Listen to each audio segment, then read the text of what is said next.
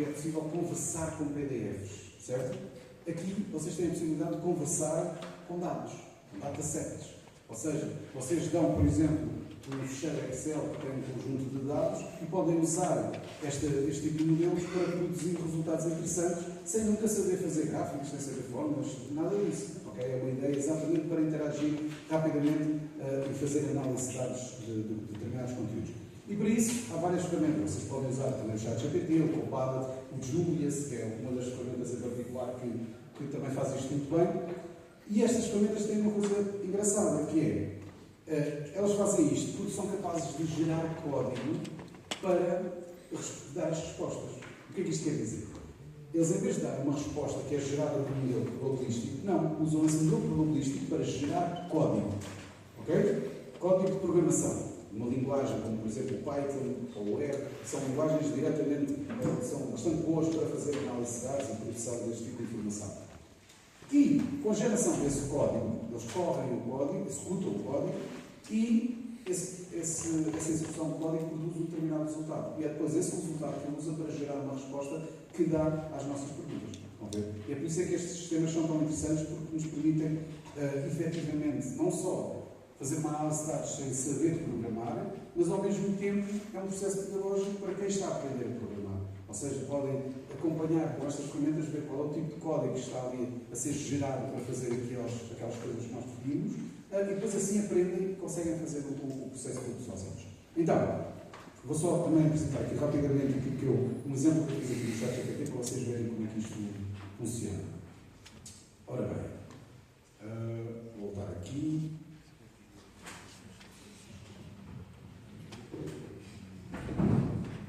O que é que eu fiz então aqui neste caso em particular? Aqui é diferente. Eu apresentei um dataset que é o índice de felicidade dos vários países do mundo.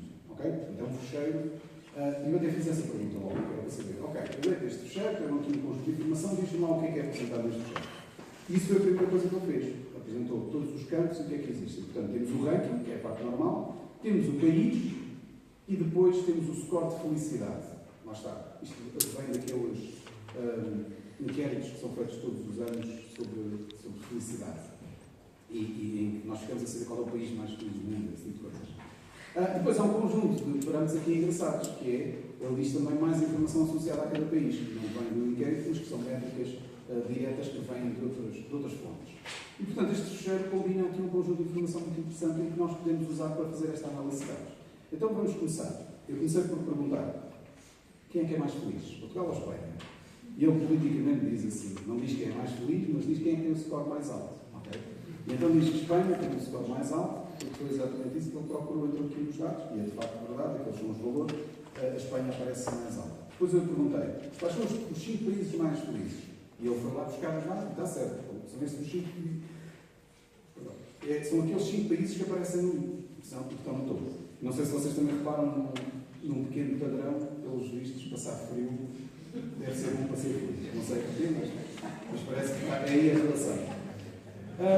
Então, a seguir, eu peço, ok, agora quero um gráfico. E então agora vamos chegar aqui este gráfico, eu estou a mostrar, mas eu vou explicar o que é que eu quero neste gráfico. Eu disse, eu quero a comparação entre o índice de felicidade e a riqueza do país. Ok? Através do produto interno bruto. Per capita. E, com base nessa informação, queria também outra coisa, que é, para cada ponto representa, não sei se vocês, não se vê muito bem, porque a imagem de facto fica muito esbatida, mas o que eu estou a tentar mostrar ali é, para cada ponto que eu estou ali a mostrar, eu quero que o tamanho do ponto seja também a esperança média de vida, que é outra das informações que está aqui no fecheiro. E vocês podem, de facto, ver, só um bocadinho, que eu vou tentar ver se é possível aumentar esta informação, aqui esta parte. Sim. Se assim conseguem ver, um bocadinho melhor. Desculpem lá, só que isto é difícil de controlar. Assim. Assim está um bocadinho melhor. Ou seja, aquilo que nós estamos a ver aqui é a tal relação entre, se virem aqui, este eixo é o índice de felicidade e este eixo é o da riqueza do país. E, como veem, há aqui pontos que são um bocadinho maiores e aqui em baixo há pontos que são menores. Lá está, onde a esperança média de vida é mais baixa e aqui onde a esperança média de vida é maior.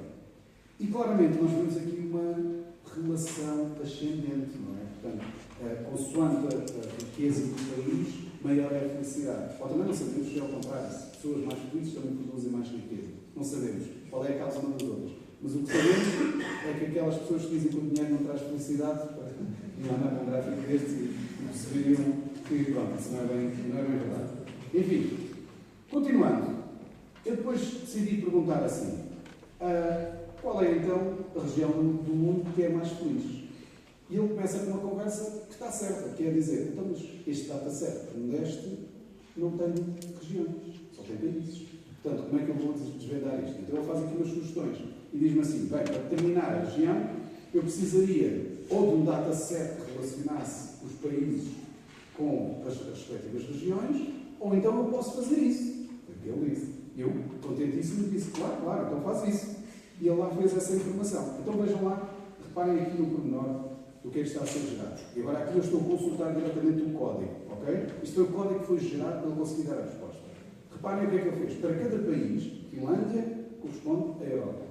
Dinamarca corresponde à Europa. E por aí adiante. E fez isto para todos os países. Portanto, nós chegamos aqui, Tailândia, Ásia, Estónia, Europa, Jamaica, América Latina. Estão a ver? Portanto, foi exatamente o tal mapeamento que ele gerou para poder dar esta resposta. Ok? E depois, com base nisso, ele conseguiu então produzir este gráfico que aqui está. Vou também aumentar aqui um bocadinho. Estão a ver? É que desta vez agora não temos os países, só temos as regiões distribuídas ali no gráfico. Agora, isto aqui já mostra uma coisa um bocadinho mais estranha, não é? Porque temos a Oceania e o Norte, a América do Norte lá no topo. E é porquê? Porque cada uma só tem 2 países e, portanto, estão enviesadas em relação aos valores que existem. Enquanto os 5 países mais felizes são da Europa, e, no entanto, a Europa aparece ali, porque a Europa tem muitos mais países e está, no fundo, a representar a média ali dos elementos. Portanto, esta informação também pode depois ser um bocadinho enganadora. Então, o que é que eu pedi? Então, em vez de mostrar isto, eu quero o mesmo gráfico, mas desta vez diferencia os países pela cor da sua região. Okay? E então ele produz no gráfico, não é este, desculpem, é este aqui, também não se vê bem, desculpem. Eu estou a ver muito bem, desculpa. Não me veem tão bem. Mas aqui o que aparece é as tais regiões, cada uma tem a sua cor, e portanto os países todos dessa região aparecem aqui. E de facto eu tinha a tal noção que isto nunca iria ser muito bom para estar a mostrar a outras pessoas. Então eu pedi, podes desenhar uma linha de regressão para cada uma destas regiões? E aí eu gero este código. E aqui já fica completamente diferente, estão a ver? Já temos logo uma percepção daquilo que é a relação entre a riqueza e a felicidade distribuída por os países todos de cada região. Reparem aqui neste pormenor engraçado, que não é sempre tão engraçado. A linha aqui embaixo, vermelho, laranja, representa a África. E reparem que, na realidade de África, esta linha dá-nos uma pista de que a distribuição de riqueza é muito grande em África e, no entanto, a distribuição de felicidade é pequena. O que significa que o facto de ter mais ou menos dinheiro não traz felicidade em África. No entanto, na Europa, vocês já veem um padrão ao contrário, que é a distribuição de riqueza não é assim tão grande, pelo menos como é em África, mas a distribuição de felicidade é muito diferente. Há países na Europa muito infelizes e países na Europa muito felizes. O que significa que também aqui temos essa mesma relação estranha a acontecer. E pronto, isto serve só para dizer o quê? Que eu cheguei aqui ao fim e produzi um gráfico como este e em nenhuma altura eu tive que saber fórmulas, tive que saber programação, simplesmente conversei com estes dados. Aquilo que eu fiz aqui foi conversar. Fiz perguntas. E ele é que gerou esta informação toda. É claro que agora cabe a mim fazer esta validação. Eu não vou acreditar que aquilo está tudo correto. Eu, por acaso, sei que está correto, fui ver o código, mas eu sei programar. A questão aqui é que quem faz este tipo de trabalho tem que também ser capaz de fazer esta validação. Portanto, não trabalhem em nada ou com dados que para vocês próprios não conheçam, ou pelo menos tenham uma noção clara do que é que está ali a ser produzido. Ok? Porque senão vocês também podem cair na dúvida de estar a ser gerada aqui uma alucinação e depois a informação estaria errada. Imaginem, por exemplo, naquele mapeamento dos países com as regiões que eu vos mostrei, que alguma coisa ali estava mal feita. Um país estava mal atribuído. Estão a ver? Isso é o suficiente para uma alucinação ali causar depois que estas análises que eu podia seguir estivessem erradas. Estão a ver? Pronto. Era só esse o exemplo que eu vos queria dar. Vou só continuar aqui com a apresentação, que também já vai longa. e de vez em quando eu vou só bater assim no microfone para acordar e vamos falar destes pontos aqui do apoio à escrita. Eu também, tal como eu vos tinha dito, estas ferramentas são mesmo muito boas tal como eu dizia, para brainstorm, também são muito boas para nos ajudar a escrever. Há de facto ferramentas interessantes que já existem há bastante tempo, como o Grammarly, que já são autênticos auxiliares de escrita, de sintaxe, de semântica, ajudam-nos a tornar o texto mais formal, são ótimos quando a gente tem aquele e-mail irritante para enviar porque estamos chateados com uma pessoa, mas queremos ser educados, então dizemos, muda o tom deste e-mail para ser um bocadinho mais simpático, para eu não mandar aquela pessoa para algum sítio, então ajuda a fazer esse tipo de coisas. Mas essencialmente eu acho que também ajuda nas outras partes, não é? Melhorar a argumentação, a garantir que aquilo, principalmente quando temos que escrever relatórios técnicos, é importante a forma formal como nós explicamos, é importante estar correta, não é? Portanto, nós podemos usar este tipo de ferramentas para nos ajudar a produzir texto mais fluido, mais tecnicamente correto, com lógica, sem grande jargão técnico que também confunda o leitor, garantir que o texto é legível e que não deixa dúvidas sobre aquilo que está a ser explicado. Esse tipo de coisas. Portanto, mais uma vez, nós podemos facilitar nesta parte. Outra coisa que eu também gosto muito de fazer, tal como eu vos tinha dito ao início, eu tenho coordenado uma equipa grande de pessoas para desenvolver projetos de desenvolvimento de sistemas de informação lá na universidade. O que significa que eu estou constantemente a bater nesta parte chata de ter que coordenar pessoas. E coordenar pessoas significa planear muito bem o que é que tem que ser feito. Ora, eu tenho alguma dificuldade em manter essa organização constantemente, não é? Portanto, o que eu faço, a maior parte das vezes, é manter muitas notas. Eu anoto tudo, e assim eu tenho má memória. Anoto tudo. E depois, o que eu espero é que com essas notas esteja contexto suficiente para planear coisas. Por exemplo, há um projeto específico que eu tenho para fazer, pego nas notas que eu tenho sobre esse projeto, dou uma espécie de prompt deste género ao ChatGPT, dou-lhe as notas que eu tenho sobre o projeto e sei que com isso ele vai conseguir produzir pelo menos uma estrutura de tarefas que têm que ser feitas com a sua respectiva sequência e ainda por cima tento ver se é possível paralelizar algumas dessas tarefas. Ou seja, para eu ganhar ainda mais tempo na produção desse tipo de situação. E é isso que me ajuda de alguma forma também a ter uma melhor organização daquilo que é um plano de projeto. Outras ferramentas úteis que eu também vos posso dar algumas sugestões. O Otter AI, eu imagino que também hoje em dia já deve ter acontecido coisas deste género. Vocês entram numa reunião e de repente vocês têm lá um bot que está numa reunião remota, atenção, tipo o Teams ou Zoom, e está lá um bot à escuta, não é? E que vai resumir a reunião. Já começa a ver. E este é um deles. Existem vários deles. Essas ferramentas, no fundo, o que fazem é um processamento daquilo que está a ser falado na reunião, transcrevem a reunião toda e depois fazem um resumo. E às vezes é útil e funciona bastante bem. Outras vezes é só esquisito. Eu ouvi uma das reuniões em que estávamos a falar sobre uma coisa que era preciso fazer e houve uma colega que me disse qualquer coisa como mas isto tens mesmo que fazer agora, isto é urgente, não sei o quê. Eu disse, está bem, mas assim pagas no teu almoço. Okay? Eu disse isto assim, na reunião. No final tínhamos este resumo e depois dizia: discutiram-se opções monetárias para pagamentos eletrónicos. Portanto, estão a ver, ele achou que eu ainda estava formalmente a falar sobre a necessidade de me pagar almoços e que não percebeu o sarcasmo com que eu disse aquilo e achou que era um action point, uma coisa que tinha que ser feita, não é? E que foi discutida a necessidade de fazer pagamentos. Que não tinha nada a ver. Pronto, portanto, só para vos dar uma chega que estes modelos também não são perfeitos e não conseguem perceber as subtilezas da linguagem humana, nomeadamente o sarcasmo, que algumas pessoas também não percebem. O Moxie Learn é o bundle de ferramentas, ou seja, hoje em dia as pessoas também se queixam muito daquela coisa, mas também já há tantas ferramentas, se eu vou pagar cada uma delas, estou tramado. Pronto, depois surgem estas coisas, que é tipo o Netflix da IA generativa, em que vocês vão lá, pagam uma mensalidade e têm acesso a muitas ferramentas. Pronto. Não quer dizer que seja assim perfeita, não é? Também tem o mesmo problema. Vocês depois também chegam lá e dizem, isso ainda é muito o que tem que se pagar. Mas pronto, faz parte deste género de ferramentas começar a oferecer esta possibilidade das pessoas pagarem um bundle de utilização de várias ferramentas, pagando menos do que se tivessem que pagar uma a uma. Depois temos uma Este botão também é um gerador de artigos, isto é mais útil para quem está a trabalhar de forma académica, mas tem esta engraçada que é o TurboLearn, no fundo foi um aluno que me disse que aparentemente ele já grava umas aulas assim. Ou seja, põe isto a gravar durante a aula, estão a ouvir o que o professor está a dizer, não sei o quê, mas depois ficam com as notinhas todas feitas da aula. Pronto, é preciso vir um aluno para explicar como é que isso se usa. E pronto, faz isto, gera notas a partir de áudio, vídeo ou PDF. Pronto, é o tipo de ferramentas que é extremamente útil para os estudantes e pelos vistos eles já estão a utilizar.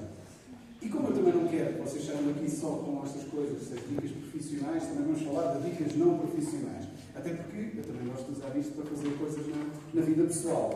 Nomeadamente, tirar fotografia ao conteúdo do frigorífico e pedir ideias de receitas aos ChatGPT. Como sou eu que cozinho lá em casa, para mim ser um suplício de decidir o que é feito para o jantar. E pronto, então faço este tipo de técnica que também é interessante.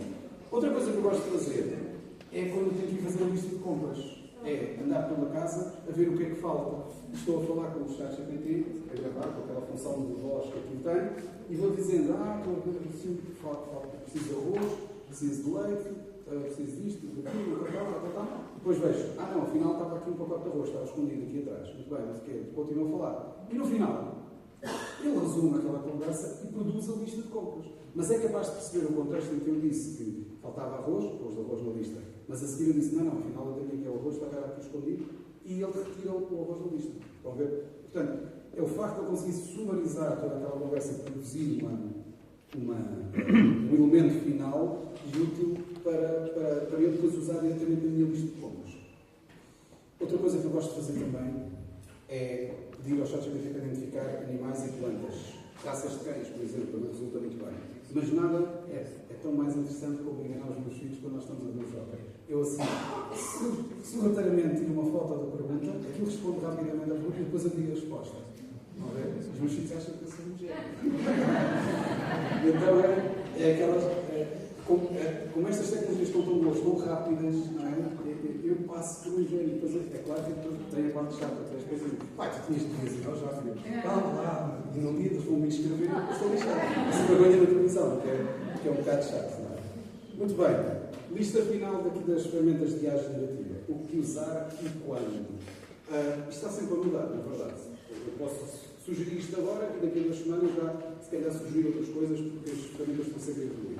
Mas, para mim, o ChatGPT não é só o mais popular, é de facto o mais versátil e dizer com mais funcionalidades. Portanto, também é aquele que eu acabo por recomendar mais, porque eles são dos poucos que conseguem constantemente inovar com funcionalidades diferentes e que estão, de certa forma, a ser bastante úteis.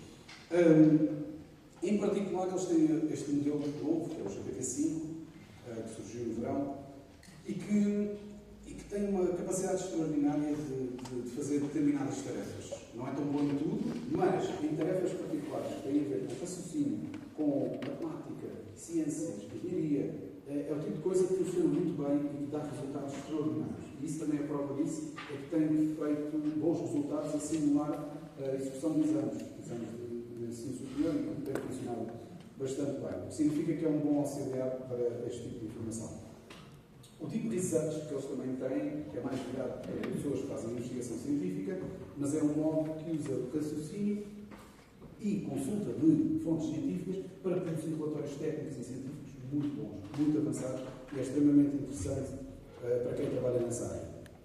Depois temos o Claude AI, que é um outro modelo de linguagem desenvolvido pela Anthropic, que é uma outra empresa concorrente da OpenAI, que é melhor para quem faz programação, ou então escrita criativa. É um modelo que foi especialmente treinado para este género de coisas, como, por exemplo, para produzir código.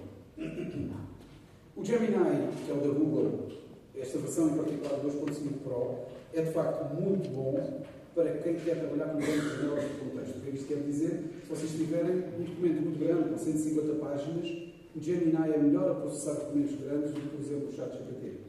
Okay? E, portanto, quem quer fazer este processamento de longos documentos, é melhor este tipo de ferramenta. E também é das poucas, julgo eu, que é capaz de processar vídeo. Ou seja, vocês dão um vídeo e podem mesmo fazer perguntas sobre o que se passa naquele vídeo e ele responde corretamente.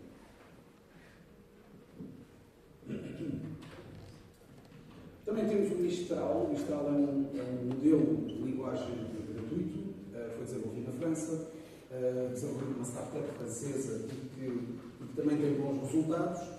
Só que a verdade é mesmo essa, não é? Por ser rápido e gratuito, não é tão bom como as outras versões, porque não consegue concorrer, não tem dinheiro suficiente para concorrer com a qualidade daquilo que é um produto comercial como o da OpenAI ou do Google ou o que for. Temos também o Grok, que é o que vem da companhia do Elon Musk, e que basicamente tem uma vantagem em relação aos outros, que é, foi treinado com os conteúdos do Twitter e com base nisso pode dar resultados que podem ser mais interessantes para quem tem a sua perspectiva. Eu acho que acaba por ser uma desvantagem, tendo em conta as pessoas que eu conheço no Twitter, porque o conteúdo não é propriamente o melhor, portanto, vocês decidam o que é que, se querem alimentar a carteira do Elon Musk e decidam usar ou não. E depois o DeepSeek, que é a iniciativa de uma das startups chinesas, que é bom se vocês quiserem enviar os vossos dados para a China, que é um servidor de dados privados de tudo o que é utilização, portanto vai para esta startup chinesa. Ok, agora uma pausazinha para respirar um bocadinho, porque